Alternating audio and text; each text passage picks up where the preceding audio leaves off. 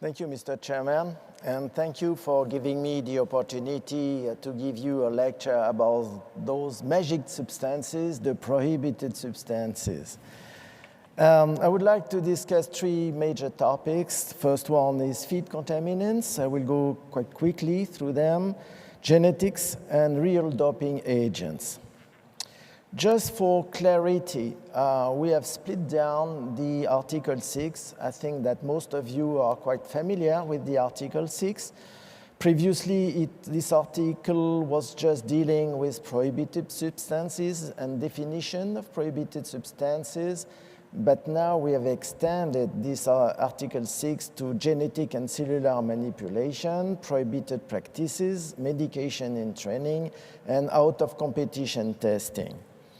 The first item is feed contaminants, and it goes into the Article 6A. And what we are willing is to add a clause 18, which will describe the way we will control feed contaminants through the Article 6.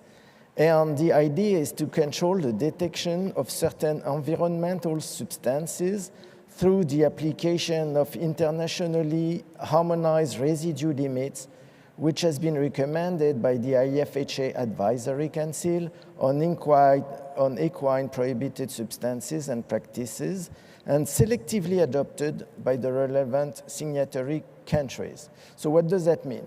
That means that we will use exactly the same concept we have developed for therapeutic drugs. We have defined international screening limits, and then we will develop a concept of residues limits, which will avoid the use of thresholds, which is useless in that case, to control feed contaminants.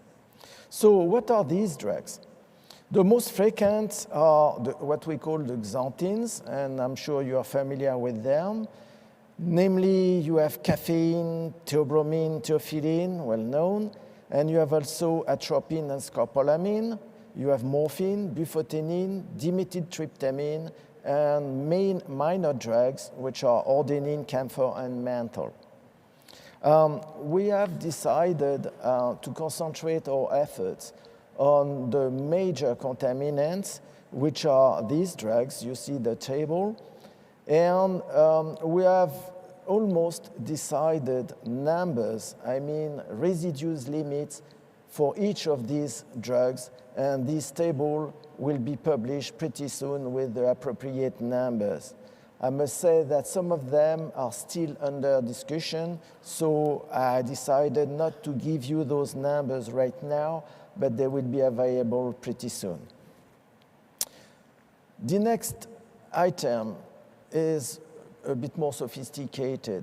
It deals with genetic and cellular manipulations. So it has been described in the Article 6B, and we have set up a subcommittee on genetic integrity of thoroughbred, and this subcommittee is composed of myself as the chairman, Dr. Roland de Vos, Dr. Patrick Diel from Germany, Sporthochschule, Dr. Peter Werben from Great Britain, Dr. Kenichi Kusano, present here, and Dr. Peter Curl. We had a first meeting, which was almost the first one because the group was not complete. We were only 3 persons, but we met on the 8th of January this year, and we have started to work, and we have defined the terms of reference of this group. The first term of reference deals with the communication of the group with other committees and the IFHA, but one of the major important paragraph is the major goal of the subcommittee is to investigate on risk associated with gene manipulation as well as cellular manipulation for racing and breeding, and to provide and advice on development in genetic manipulation which have a potential adverse welfare implication for horses. I think that's a good terms of reference, and it describes pretty well what we have to do. And we have a lot of things to do. Well, we have also studied the scope of activity of the group, and we have defined some areas for investigation, such as genetic integrity, alteration and modification of heritable genome, and I know it is a very important topic to protect the breeding. We think we will probably work on genetic activity, introduction of new genetic material, new strategy to alter gene expression, small interfering RNA and microRNAs, substances and techniques to affect epigenetic mechanism, cellular therapy, and introduction of genetic manipulated cells. I understand it's a bit a bit complex. I know that most of you are not scientists. I'm sorry about that. But what is important for you to know is that we really take care of what should be done to protect racing integrity, especially for gene doping. The last item, and which is probably one of the most important for time being, is doping, what we can call real doping agents. I must say that over the past decades, we have mainly focused our efforts on control of therapeutic drugs and therapeutic medications. That was absolutely important for sure. But it appears more and more urgent to come back to our first and most important goal, the detection of real doping agents. And you saw from the news what happened in Europe and in other countries, that it is a very important issue. So what are these drugs? If we compare from what is done for human athletes and the horses, there is a big difference, because WADA, which deals with human drug testing, much more deals with doping agents. And that means that these substances have real potential to enhance performance. And this was a big difference, because so far we were much more dealing with therapeutic control of medication, which is important, and now we have really to make a big improvement into doping agents.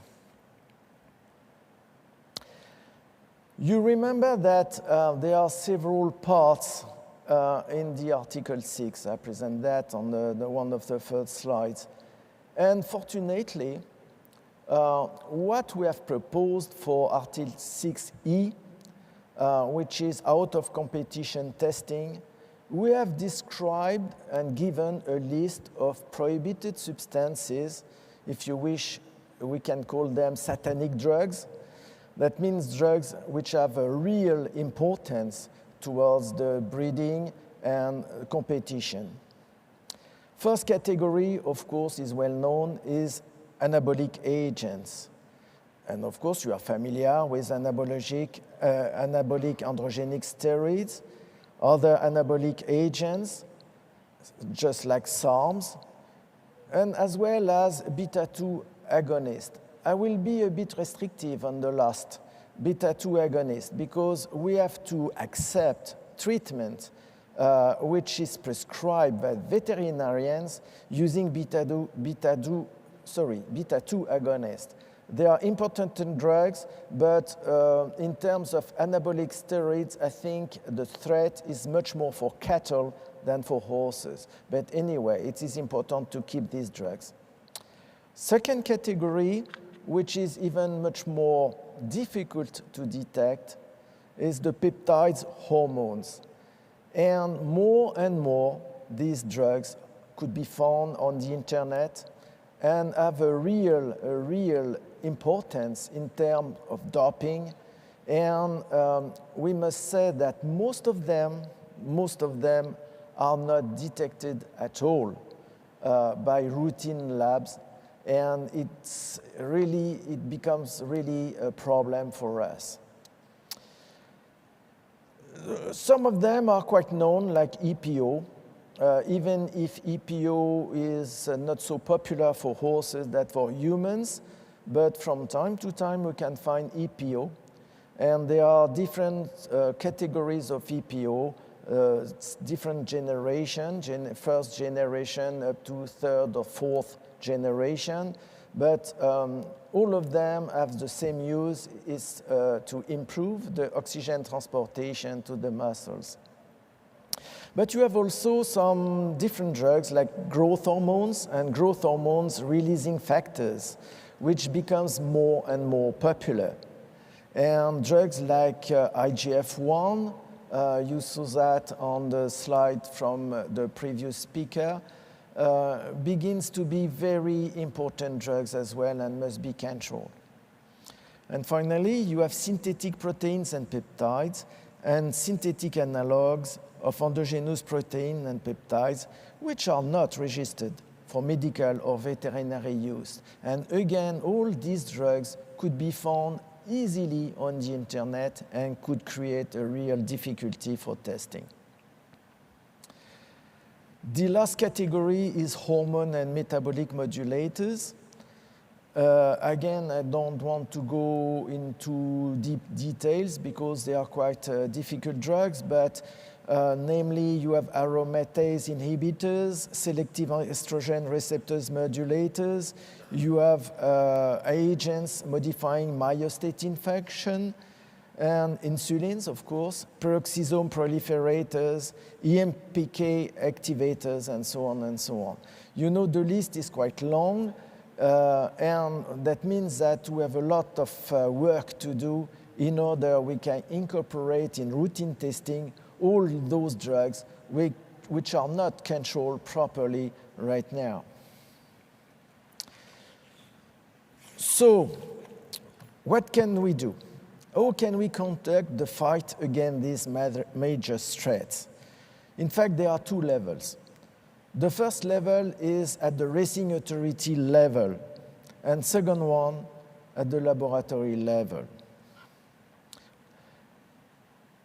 At the racing authority level, I think that the racing authorities have to adopt a comprehensive control program driven by local racing authorities, and the IFHA has a role to play, and the role is to produce guidelines, and that means that the IFHA will produce a document which will be proposed to national racing authorities in order they can adopt the program and implement the program on a national basis. And on top of that, they will have certainly to adopt a sampling program, because one of the major difficulties of these drugs is that they have a very, very short half-life. What does that mean? That means that post-race sampling is probably not sufficient. You have to introduce out-of-competition testing, because otherwise you will be unable to find these drugs in post-race samples, and that will create a real difficulty. And secondly, the racing authorities have to encourage the collection of different matrices, such like urine and blood, of course, but as well as hairs or even other medium. But the three most important mediums are clearly urine, blood, and hairs. What happened for, for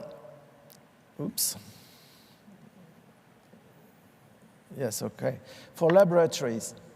For laboratories, you know that these drugs should be found at low level. Clearly, the zero tolerance control should be applied. Of course, there is no screening limits or whatsoever, and the laboratories clearly have to improve their detecting capabilities on any of relevant matrices, because of course you cannot control hairs the way you control urine or even blood. So they have to develop new methods, and of course there are cost implications for that. So as a conclusion, we can say that the IFHA has a big role to play, and this role will be played in collaboration with national racing authorities, as well as the Association of Official Racing Chemists, the AORC, the group of racing veterinary surgeons, and drug control laboratories under the supervision of the Advisory Council on Prohibited Substances and Practices. And then we will have to implement a comprehensive program focused on those specific drugs, namely the satanic drugs. So the chairman of the IFHA, Mr. Louis Romanet, will explain you what will be done in the future. Thank you for listening. And from this slide, you can see that one of my favorite hobbies was scuba diving. Anyway, thank you.